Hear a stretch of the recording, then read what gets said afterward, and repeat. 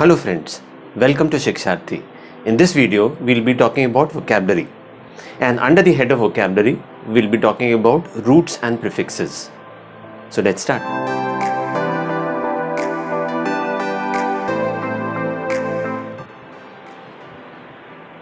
So if you recall my first video on English, the introductory video I'm talking about, I had talked about the importance of vocabulary and grammar. And if we recall, just to give you a recap, we had talked about how do we identify a word. I mean, if I have to identify a word in any language, here we are talking about English as a language, but if I had to identify any word in any language, how would I identify it in the very first place?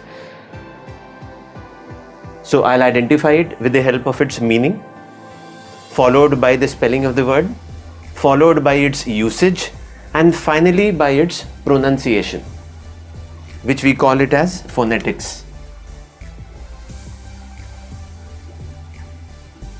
Now, what is the role of vocabulary here? I mean, where is the role of vocabulary, to be more precise here? So the role of vocabulary basically comes when we are trying to find out the meaning of the word, and then to some extent when we talk about the spelling of the word as well.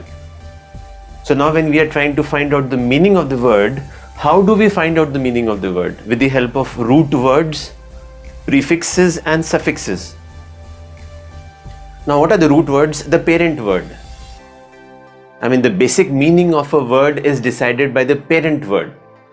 And then before the parent word, the word that is added is the prefix, and after the parent word, the word that is added is the suffix, in plain and simple terms. Now, the next question which arises here is, when we are talking about roots, prefixes and suffixes, we are basically talking about the etymology. Etymology is the study of the origin of the words. And when we talk about the study of the origin of the words, we talk about the origin from where they come. So if we talk about the origin, then the origin would be either a French origin or a Latin origin or a Greek origin, and some of them are from English origin as well. You will see that majority of the words which are used in English have all these four origins, right? So in this video, we'll be talking about roots and prefixes. The focus is basically on the prefixes, but along with the prefixes, maybe we are discussing some roots also. So all the words that are written here, all of them are not the prefixes. This is a combination of roots and prefixes at the very outset. And before we begin, I mean, language is not like mathematics that I'm trying to give you a formula. For example, in this video, we are going to talk about all the roots, or let's say all the prefixes which start with the letter A. But I'm not giving you any formula. Now, when I say formula, in few minutes, I'll explain it to you. What do I mean by the formula? I mean, it's not like maths that I give you a formula, you go through the formula, and then you are able to master it over a period of time. So here are some words which are written. Now, even before we talk about these words, when we talk about roots, prefixes and suffixes, what are these? Are these some special words? To some extent, you can say yes. But something that is common among all these three is that all of them are words only. And as if I would talking about prefixes, you would see that prefixes would start from one letter word to any letter word. I mean, maximum it is seen that 4-5 letters form maximum. I mean, though this is a general statement that I'm making, I'm not making any specific statement. Okay. So, as discussed, we will be talking about few of them. I have already written them here so that you can just go through it and then build up the vocabulary. Now, before I begin, as I stated earlier also, this you can treat it as a disclaimer. This is not a formula that I'm giving it to you.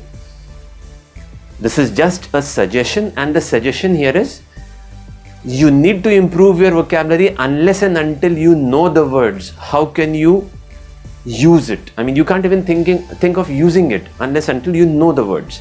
And how do you know a word is the way that we are suggesting in this video.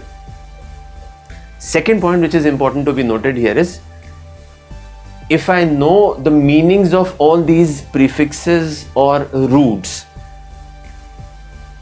is it tantamount or is it equivalent or is it equal to saying that I will be able to figure out the meaning of the word? I mean, can I say this is equal to knowing the meaning of the word? No. This is just like saying this is a necessary but not a sufficient condition. Now, when I say that this is a necessary but not a sufficient condition, I have already demonstrated some examples in my first video, and you are suggested to go through my first 2 introductory videos on English before you come down to this video, which is only on vocabulary building. Third point which is important here is vocabulary cannot be taught. It has to be inculcated. I mean, you have to develop it over a period of time. So first we need to develop our vocabulary, and if I talk about the count of prefixes, suffixes and the roots will be very, very less than the total count of words that exist in English as a language. Okay, so focus on the words first, the origin of the words, and thereafter the second stage would be to figure out, I mean to find out, oh, this is what I had done. For example, if I do not talk about this for the time being, and if I focus on the words that I have written here, let me just pick up a word at random. So let's say if I pick up a word like monarch.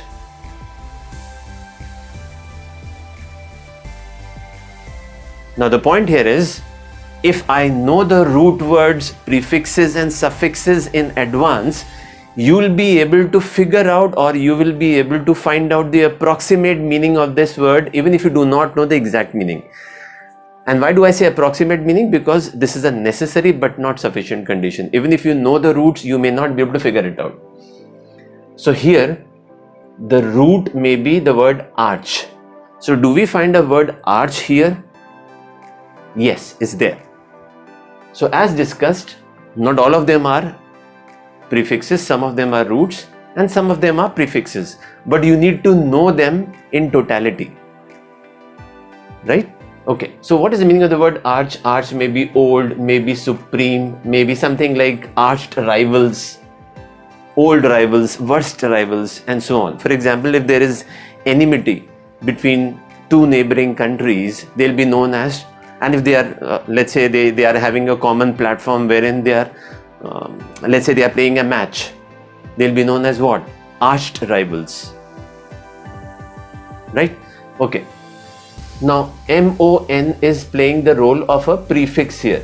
I hope you have heard words like mono, monologue, monotonous, monotone and so on. So mono is single, arch is maybe old, supreme. The word supreme also, along with the word supreme, you can use a word like supreme ruler or rule, which is why we are saying that this is a necessary but not a sufficient condition.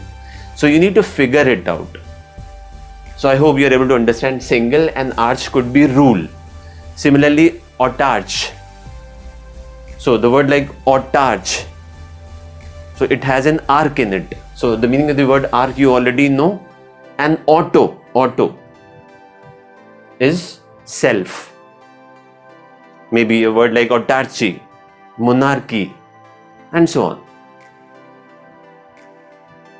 Okay, so here are some words which have been written here.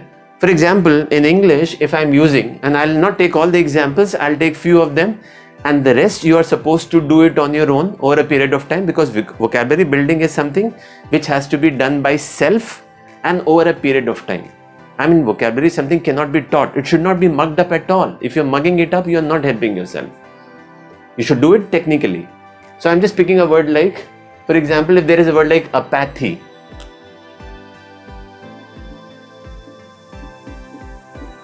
Now, can I say this is A plus pathy? Now, pathy is emotions, full of emotions, right? For example, empathy, it also has a pathy in it, apathy, and then there are some others also. So now what is the role of this A here? It is playing a role of a prefix.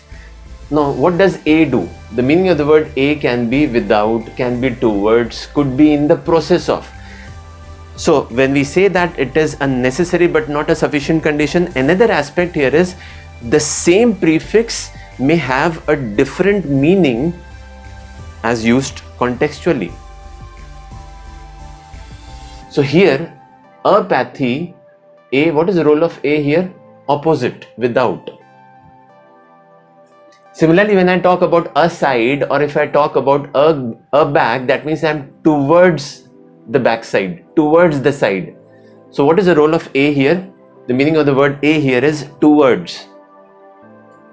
Okay, the moment I say a new, a glow, that means I'm talking about a process. There is something which is in process. Okay, we'll take few more examples. Okay, so now if I take a word like antonym, which I had taken in my very first session. So if I'm taking a word like antonym, and now I'm going the other way around. So the fourth piece of advice here is, three pieces of advice we have already talked about. If you just recall my few minutes back, we talked about three pieces of advice. The fourth piece of advice here is, this should be both-sided. I mean, the learning here should be both-sided. Many a time you may know the root and you're trying to figure out the meaning of the word. Many a time you'll come across a word and you may try to figure out the root. So the learning becomes holistic only when you target it both-sided. Okay, so now if I am talking about a word like antonym, now here nym is the root word and ant is playing a role of a prefix. Now what is the meaning of the word ant? Can we talk about some other words which have an ant in it? I mean, you can always talk about antagonist and so on. So the meaning of the word ant here is, now we know the meaning of the word antonym. Antonym means what? Opposite in meaning. So if I know that nym means name, I can approximately figure out the meaning of the word ant, which means opposite. Same for anti. I'm not talking about the pronunciation, because if I start talking about pronunciation, then natively the pronunciation changes. For example, anti, A-N-T-I, in American English we can call it as anti. So as of now I am subscribing to the British form of English, which is anti. Now the word anti also means what? Opposite, against and so on. For example, antipathy, antidote, antibiotic. Right? Similarly, then you have a kind of homophone. Now what is a homophone here? So this comes as many-to-one learning. I mean, we are not discussing homophones here, but incidentally we come across two words here. Now they are homophones. They sound to be the same. So even A-N-T-E is anti. So what is the role of anti here? A-N-T-E is the spelling. So how do we identify the word? We talked about the meaning first, then the spelling. So now here, what is the meaning of this? Anti is before or out of date. For example, antedated, antediluvian, and so on. The last example that I am going to talk about here is anno. So anno can be used as a prefix, and the best thing that comes to me here is, though there are so many words, anodyne and so on, but the best thing that comes here is anonym, anonym. So nym, in any case we came across the word nym. Nym means name and anno means what? Without. So as discussed earlier, if you remember those four pieces of advice that have been given to you, I think it becomes easy for you to build up your vocabulary with the help of root words, prefixes and suffixes. Right? If you feel that something really interesting has been discussed in this session, please do not forget to like, share and subscribe to our channel. If you have already done so, click on the bell icon and select the word all so that you start receiving updates from us regularly. If you want us to do similar kind of videos, please put in the comment section so that we can do similar kind of videos for you. Thank you so much. Until next we meet, goodbye.